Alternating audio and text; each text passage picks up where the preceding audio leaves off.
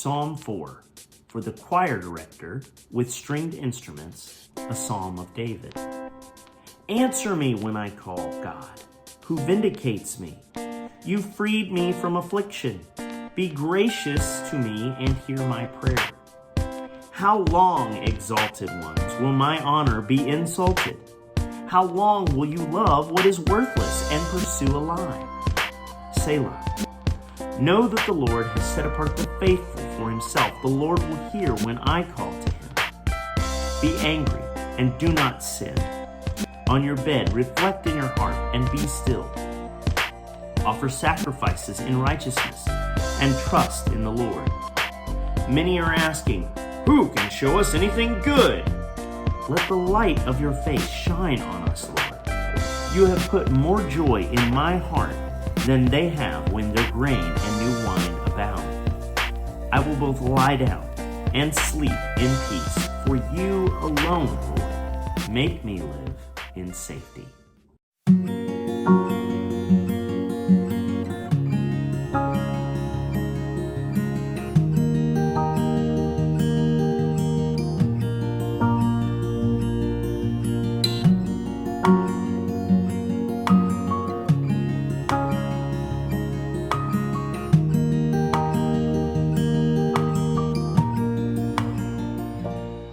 So here we are back again in Psalm 4, looking at its context and within the psalm itself, what it means.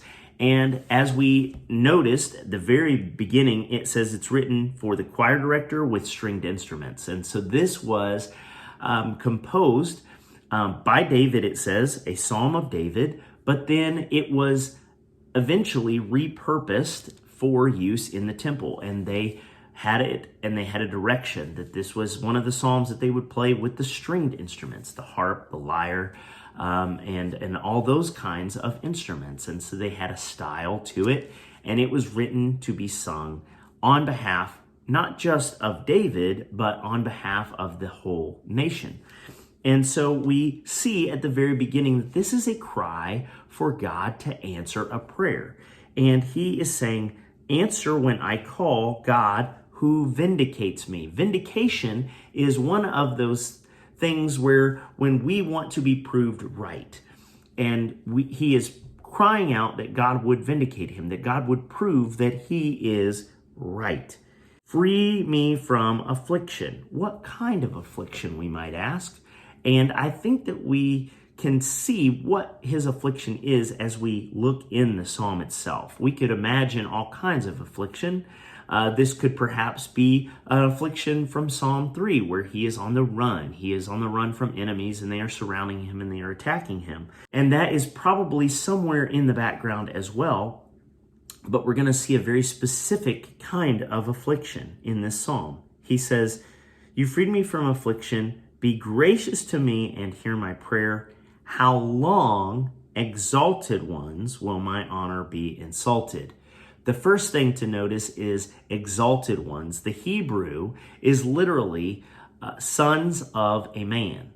These are important people. These are self-important people. They are exalted, whether it be in the eyes of the community or in their own eyes. They are sons of a man. And so they are insulting his honor. Now, could this be the honor that David has himself? Are they saying, you're nobody, you're worthless? Perhaps. But within the context of Psalm 3, we see that he had said already what his honor was. Now, you might not catch this, particularly because, frustratingly, the translators of our English translations often will translate the same Hebrew word with different English words. Depending upon the translation that you're using, I'm using the CSB right now, they will translate the same word differently. In Psalm 3, in verse 3, we noticed that David said, but you, Lord, are a shield around me, my glory. That is the same word. My glory and the one who lifts up my head. You are my honor. And so in Psalm 3, he had already said, God, you are my honor. So now in Psalm 4, he's saying, how long will my honor, my glory be insulted? And so I believe that this is a way of saying, God, how long are you going to allow yourself to be insulted? You are my God. You are my glory. You are my honor. And how long are you going to allow these people to pick on you, particularly when you are seeing people who are saying, who can show us anything good? Can your God do anything good? These are the same people who are worshiping idols. We can see that because he's using the terms worthless and a lie. And we can see that these are words for idolatry. Paul picks up on this in Romans, where he says, they pursued a lie. They pursued idolatry. And these people are pursuing what is worthless and a lie. They are pursuing other gods. And he says, know that the Lord set apart the faithful for himself. So he is being faithful to God while these other people have turned their backs on God and they are worshiping idols. He has set apart the faithful for himself. The Lord will hear when I call to him. He has confidence that his God is the true God and that his God will answer when he calls. This reminds me of a story that's going to happen with the prophet Elijah. While the whole nation of Israel has turned its back on Yahweh and is pursuing a lie, the god Baal, Elijah says, whoever answers by fire at this sacrifice is the true God. So the prophets of Baal are dancing around, they're cutting themselves, they're calling on Baal to please send lightning from the sky and ignite the sacrifice. And Elijah's sitting back, laughing and mocking them, saying, your God is a lie. There's no such thing as Baal. Maybe Baal took a vacation. Maybe he's in the bathroom. And he is insulting them. And then the true God answers by fire. He's saying, look, my God is the true God. And then David says this, be angry and do not sin. He's telling his enemies to go to bed angry, to go to bed mad, and to stew, and to be fidgeting on their beds.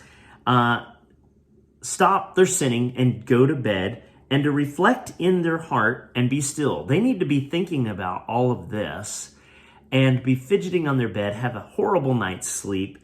And when they wake up, they need to offer sacrifices in righteousness and trust in the Lord.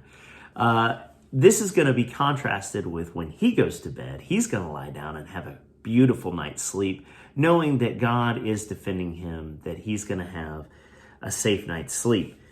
And he says, many are asking, can you show us anything good? And then he's going to answer with the blessing that we saw from Psalm 3, the blessing that Aaron was to pray over the people on a nightly basis. The Lord bless you and keep you, make his face shine on you and give you peace. And he says, let the light of your face shine on us, Lord.